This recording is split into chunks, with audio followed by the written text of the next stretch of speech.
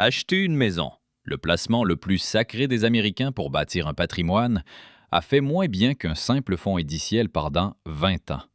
Et en 2026, l'écart ne cesse de se creuser. Voici ce que personne, lors des journées portes ouvertes, ne vous dira. Imaginez deux personnes côte à côte. La première signe un prêt immobilier sur 30 ans et se sent enfin comme un adulte. L'autre continue de louer, met en place un virement automatique et se sent comme un raté à chaque dîner de Thanksgiving. Avançons de 20 ans. Le locataire finit plus riche, pas d'un peu, de beaucoup. La banque, l'agent immobilier et même ton oncle Dave espèrent désespérément que tu ne feras jamais ce calcul toi-même. La règle dans laquelle vous avez grandi est dépassée. Laissez-moi vous expliquer d'où vient cette règle. La plupart des gens ne réalisent pas que ce n'est pas une sagesse ancienne transmise au fil du temps. C'est du marketing, soigneusement conçu, tout simplement. Après la Seconde Guerre mondiale, l'Amérique avait besoin d'emplois, besoin de banlieues, besoin d'une classe moyenne investie dans le système. Alors Washington a rédigé un code fiscal qui récompensait les emprunts immobiliers. Les promoteurs ont découpé les terres agricoles en d'innombrables impasses de banlieue, et puis les banques ont lancé le prêt hypothécaire à taux fixe sur 30 ans, un produit qui n'existait pratiquement pas avant 1934. Et quelque part là-dedans, un slogan puissant est né. Louer, c'est jeter son argent par les fenêtres. Devenir propriétaire, c'est bâtir sa richesse. Tes grands-parents l'entendaient partout, tes parents le répétaient, et toi, tu en as hérité comme d'une recette de famille sacrée. Et pendant longtemps, cette recette a vraiment fonctionné. Les maisons étaient incroyablement bon marché par rapport aux revenus. Les taux d'intérêt ont baissé pendant 40 années consécutives. Les taxes foncières sont restées modestes. L'entretien était un passe-temps tranquille du week-end. Acheter une maison en 1975, gardez-la, et en 2005, vous aviez l'air d'un génie. Mais voilà ce qu'il y a avec les scripts culturels. Ils continuent à jouer bien après que la scène a complètement changé. Le décor en 2026 ne ressemble plus à 1975. Plus du tout, même de loin. Puis j'ai fait les calculs moi-même, et honnêtement, ce que j'ai découvert était absolument, totalement hallucinant. Commencez par le ratio prix-loyer. Il vous indique à quel point acheter une maison coûte cher par rapport à louer ce même logement. Historiquement, la moyenne tourne autour de 15. Aujourd'hui, dans la plupart des grandes métropoles américaines, elle oscille entre 22 et 30. Voilà un extrême historique. Le prix affiché à l'achat est totalement déconnecté du service de logement que vous recevez réellement. Ajoutez maintenant le prêt immobilier sur 30 ans, empruntez 400 000 $ et vous remboursez environ 900 000. Plus de la moitié, c'est uniquement des intérêts. Un pur loyer versé à une banque pour le droit d'emprunter. Ajoutez ensuite les coûts silencieux. L'entretien représente 1 à 4 % de la valeur du bien chaque année, automatiquement.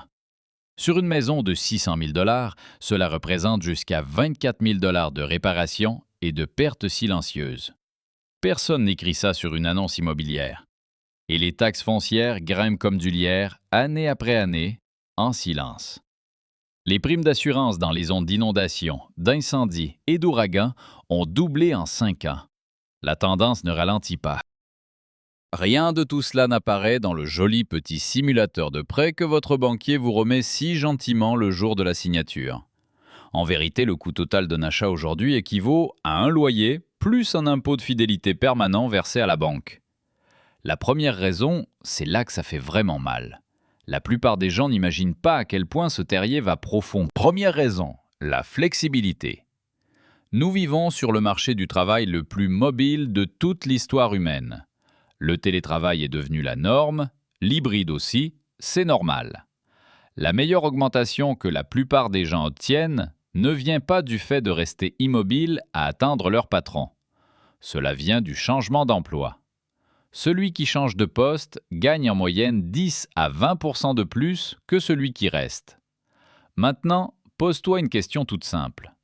Est-ce vraiment si facile de courir après cette augmentation quand tu es déjà propriétaire de ta maison? Vendre une maison américaine coûte 8 à 10 % de sa valeur une fois cumulés les commissions et les frais de clôture. Ajoutez les frais de titre, les taxes de mutation, les réparations pour la rendre vendable, et le camion de déménagement. Les chiffres grimpent vite. Sur une maison à $502,000, cela représente environ $40,000 to $50,000 envolés dès la signature. C'est 2 à 3 ans de gains immobiliers, envolés. Les locataires n'ont pas ce poids, ils gardent leur liberté. Un locataire repère un meilleur emploi à Austin, Denver ou Raleigh et signe simplement un nouveau bail. Un propriétaire voit la même offre, fait ses calculs et décide de rester. Il se dit que c'est une question de communauté. Parfois c'est vrai. Souvent, ce n'est que le coût du changement, déguisé en noblesse. Voici ce que la plupart ignorent. Posséder enferme discrètement les gens dans une ville, une tranche de salaire ou un chapitre de vie qu'ils ont déjà dépassé. Voilà le coût caché de paraître riche au lieu de l'être vraiment. La vraie richesse, c'est la liberté de choisir, pas un plan de travail en granit. La vraie richesse, c'est pouvoir dire oui à l'offre inattendue. La deuxième raison démolit complètement le mythe de la valeur nette immobilière. Deuxième raison, l'équité fantôme, celle qu'on devrait enseigner dans chaque lycée et qui pourtant ne l'est pas.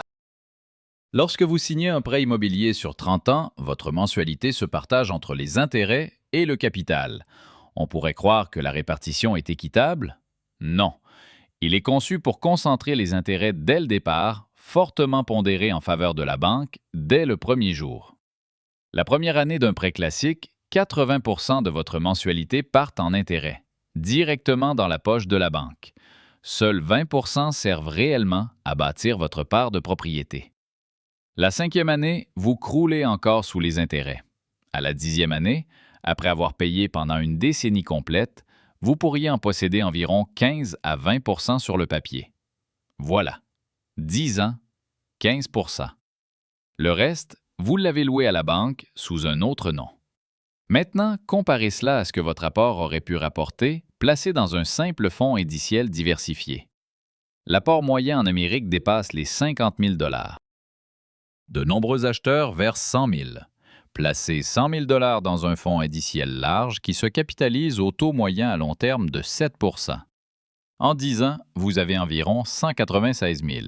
En 20 ans, près de 400 000 $. Liquide, négociable, diversifié sur des centaines d'entreprises au lieu d'être enfermé dans une seule maison, sur une seule rue. Pendant ce temps, votre ami propriétaire a une équité fantôme piégée dans un seul actif, dans un seul quartier fragile. La valeur dépend du conseil scolaire local et d'un toit qu'il faudra peut-être refaire au printemps prochain. Ça, ce n'est pas la richesse. Voilà le truc. Les gens se sentent riches parce que le chiffre de Zillow a grimpé. Mais ce chiffre, c'est du papier. Pour y toucher, il faut vendre, payer des commissions, trouver un nouveau logement et racheter à des prix gonflés. Le marché donne et le marché prélève des frais de transaction. Le S&P a environ triplé en 20 ans. Pendant ce temps, la maison américaine médiane, une fois déduit l'entretien, les taxes, l'assurance et les intérêts, a à peine suivi le rythme de l'inflation. L'investisseur moyen dans un simple fonds indiciel a discrètement surpassé le propriétaire moyen. Discrètement. Sans une seule visite libre. Troisième raison, les coûts cachés qui vous dévorent à petit feu. Décortiquons cela. La plupart des gens ne s'en rendent pas compte. Une toiture dure 25 ans. Son remplacement coûte entre 10 et 30 000. Le chauffage et la climatisation durent 15 ans, soit 8 à 15 000 de plus. Chauffe-eau tous les 12 ans, 2 000. Une urgence de plomberie dans un sous-sol aménagé? Choisissez un chiffre et ajoutez un zéro. Un arbre tombe sur le garage pendant une tempête. Espérons que ton assurance couvre encore ça. Une fissure dans les fondations? Brutal. L'assurance est une histoire d'horreur à elle seule. Dans les États exposés au climat, les primes ont doublé, voire triplé en seulement 5 ans. Certains assureurs ont tout simplement abandonné des marchés entiers, la Floride, la Californie, la Louisiane, le Texas. Si vous y êtes propriétaire, vous assumez vous-même le risque. Et puis, il y a l'association de quartier, ce sympathique comité du voisinage qui décide de quelle couleur peut être votre porte. Discrètement, il vote une cotisation spéciale de 12 000 $ pour refaire la route privée. Surprise, encore un coût caché. Et nous n'avons même pas parlé de l'impotent, les samedis au magasin de bricolage, les canalisations à déboucher, les joints à refaire, la pelouse à tondre. Le nettoyage des gouttières, l'entrepreneur qui ne s'est pas présenté, le deuxième entrepreneur qui est venu et qui a tout empiré. Les locataires composent simplement un numéro. Les propriétaires deviennent le numéro. La plupart des gens ne réalisent pas que le coût mensuel réel est plus élevé. Tout frais compris, être propriétaire coûte souvent 40 à 60% de plus que la mensualité de prêt dont les propriétaires se vendent dans les soirées. Le prix affiché est un mensonge par omission. La quatrième raison est le rebondissement central que presque personne n'a réellement vu venir. Raison numéro 4, louer et investir la différence. C'est le geste qui change tout, discrètement, et que presque personne ne fait. Voici le constat. Dans la plupart des grandes villes américaines aujourd'hui, le loyer mensuel d'un logement comparable est nettement inférieur au coût de la propriété. C'est une fois qu'on inclut les taxes, l'assurance, l'entretien et les intérêts. Parfois, l'écart n'est que de quelques centaines de dollars de moins. Sur les marchés tendus, ça peut représenter 1000, voire 2000 dollars de moins chaque mois. Chaque seul mois. La règle des boomers dit que cet écart est le prix de la liberté face à votre méchant propriétaire. Le choix financier le plus malin n'est pas d'accord. Le geste financier le plus malin transforme cet écart en carburant. Vous prenez chaque mois la différence entre acheter et louer. Ensuite, tu l'automatises directement vers un fonds indiciel diversifié à faible frais. Chaque mois. Sans réfléchir, sans broncher, sans vérifier.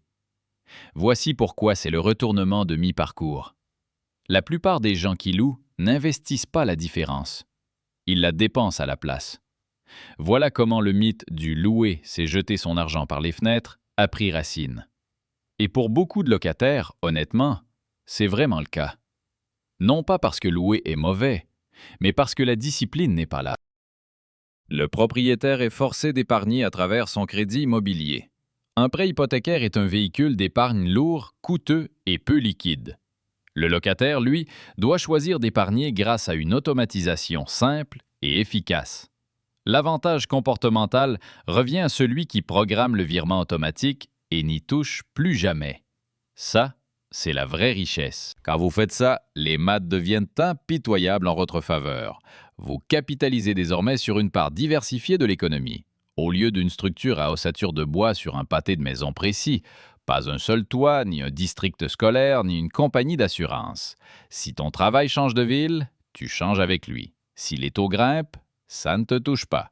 Un ouragan frappe, tu appelles ton propriétaire. Vous avez remplacé un pari concentré et illiquide par un placement diversifié et liquide. Un plan d'épargne forcé, désormais automatisé. Et son fonctionnement ne vous coûte absolument rien. Raison numéro 5. Projetez cela sur 20 ans. La projection des intérêts composés. Prenons deux personnages, Olivia la propriétaire et Ray le locataire. Tous les deux âgés de 32 ans, gagnant exactement le même salaire. Toutes les deux épargnent le même pourcentage de leurs revenus. Olivia achète une maison de 600 000 $ dès le premier jour. 20% d'acompte, soit 120 000 $ qui s'envolent, partis d'un seul trait de plume. Ajoutez les frais de clôture, le déménagement, le nouveau canapé qui devient soudain indispensable, disons 140 000, tout compris. Ray loue une maison similaire dans le même quartier. Il place ses 140 000 $ dans un fonds indiciel. Chaque mois, il calcule l'écart entre le coût total du logement d'Olivia et son loyer, et il investit cette différence également. Virement automatique. On programme et on oublie. Première année, Olivia se sent gagnante sur toute la ligne. Elle brandit fièrement un acte de propriété. Ray tient un relevé de compte-titres. Personne n'organise de fête pour un relevé de compte-titres et c'est précisément le piège. 5e année, la maison d'Olivia a pris un peu de valeur, mais sa part reste en grande partie virtuelle sur le papier. Parce que son prêt immobilier est concentré sur les intérêts dès le départ. Pendant ce temps, le portefeuille de Ray fructifie tranquillement en arrière-plan. Année 10, les choses commencent à changer. Olivia a payé un tout nouveau système de chauffage et climatisation de sa poche. Elle a géré une fuite de toit, encaissé une réévaluation fiscale, vu sa prime d'assurance grimper à chaque renouvellement. Ray, il vient de regarder le graphique de son portefeuille grimper vers la droite sans le moindre effort. Vers la 12e année, le croisement se produit. Le patrimoine net de Ray dépasse celui d'Olivia. Il ne s'en aperçoit pas, parce qu'il ne vérifie pas. À la 20e année, dans la plupart des scénarios réalistes, l'écart se chiffre à 6 chiffres, parfois bien au-delà. Ray est fluide. Il peut bouger, changer de carrière, prendre une année sabbatique, aider un parent, lancer une entreprise. Olivia possède une maison qui vaut beaucoup sur le papier, mais cet argent est immobilisé, difficile à débloquer sans la vendre d'abord. Et chargée émotionnellement de 2 décennies de souvenirs. Elle n'est pas pauvre, juste moins libre que Ray, sur le papier. Mettez-le maintenant à l'épreuve. Et en cas de divorce? Vendre une maison lors d'un divorce est l'événement financier le plus coûteux qui soit. Diviser un compte de courtage prend un après-midi. Et l'héritage? Un portefeuille diversifié se transmet sans accroc aux héritiers. Une maison se transmet avec ses taxes foncières, son entretien repoussé et 3 frères et sœurs incapables de s'entendre sur le prix de vente. Et en cas de récession, Ray peut suspendre ses versements, patienter et rester flexible face à toutes les tempêtes du marché. Olivia doit toujours rembourser la banque chaque mois, récession ou pas. Le chemin du locataire est plus solide face aux difficultés. Alors, que faites-vous concrètement lundi matin? Voici la méthode. Le premier outil, c'est la règle des 5%. Prenez le prix d'achat de la maison et multipliez-le par 5%. Cela donne une estimation approximative du coût annuel réel de propriété. Il combine la taxe foncière, l'entretien et le coût d'opportunité de votre apport. Maintenant, divisez ce nombre par 12. C'est ton vrai coût mensuel de propriétaire. S'il est nettement plus élevé que le loyer d'un logement comparable, la location l'emporte. Si elle est nettement inférieure, acheter peut vraiment devenir rentable. En 2026, la règle des 5% crie haut et fort « louer ». Le deuxième outil, c'est l'automatisation. Si vous choisissez de louer, vous devez automatiser la différence dans un fonds indiciel. Le jour même où ton loyer est prélevé. Pas le mois suivant, pas quand ça te chante. Le jour même. Paie le marché avant toi-même. Ensuite, paie-toi avant de payer qui que ce soit d'autre. Ce simple geste change tout. Ce simple ajustement de comportement transforme la location d'un cliché éculé en une véritable stratégie de création de richesse. Le troisième outil, c'est la franchise sur les moments où acheter reste le meilleur choix. Parce que voilà, parfois c'est vraiment le cas. Si vous avez trouvé la ville où vous voulez vraiment vivre pendant au moins 10 bonnes années, si vous avez un revenu stable, un véritable fonds d'urgence et que vous achetez selon vos moyens sans vous surmener, si la règle des 5% est proche du seuil de rentabilité sur votre marché local en ce moment, si vous accordez plus d'importance à la sécurité psychologique d'un versement fixe qu'à la pure liquidité financière, alors acheter peut être une décision tout à fait sensée. Pas une machine magique à créer de la richesse, juste une bonne décision. L'erreur que font la plupart des gens, c'est de considérer la propriété comme une évidence. Elle ne l'est pas et elle ne l'a jamais vraiment été. 3 questions sincères avant de signer quoi que ce soit. 1. Est-ce que je vais presque certainement rester ici pendant 10 ans? 2. Est-ce que j'achète parce que les chiffres tiennent vraiment la route ou parce que je me sens à la traîne par rapport à tous mes amis? 3. Ai-je pris en compte l'entretien, l'assurance, les taxes et le coût d'opportunité de l'intégralité de mon apport initial, pas seulement le crédit immobilier? Si tu peux répondre honnêtement et que les chiffres tiennent toujours la route, alors fonce. Si vous ne pouvez pas répondre honnêtement à ces questions, le choix le plus judicieux est de louer et d'investir toute la différence. Laissez la capitalisation faire le gros du travail discrètement, en arrière-plan, pendant que vous gardez toutes vos options ouvertes. Et s'il vous plaît, évitez le piège de l'identité. Une maison n'est pas une personnalité. Un crédit immobilier n'est pas une étape de vie. Le but n'est pas d'avoir l'air riche au brunch. Le but, c'est la vraie richesse. Les options, la liquidité, la liberté. La liberté de quitter un mauvais emploi, une mauvaise ville ou un mauvais chapitre sans demander la permission. Les boomers avaient leur script. 2026 en écrit un nouveau. Encore une chose avant de partir. Si ça a déclenché quelque chose dans ta tête, tu vas vouloir voir la prochaine vidéo. Voilà ce qu'il en est. Le même piège de coups cachés qui se dissimule dans votre maison se cache aussi discrètement dans votre allée en ce moment même. Prochaine vidéo, on décortique le vrai coût d'une voiture en 2026, rien que pour vous. Nous démontons le mythe location contre achat et pourquoi les Américains moyens perdent discrètement des milliers chaque année. Si vous voulez continuer à faire des choix financiers plus intelligents,